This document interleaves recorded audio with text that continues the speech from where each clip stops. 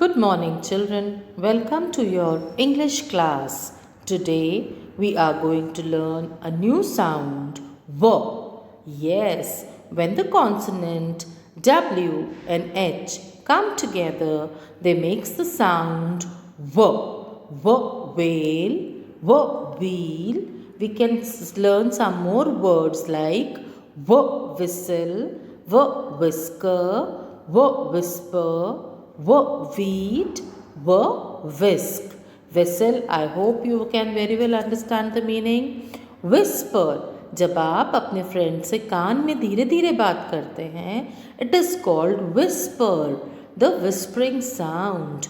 Then we have wheat, wheat.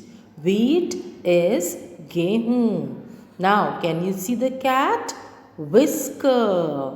Whisker is मूछें. Yes, other animals too have whiskers.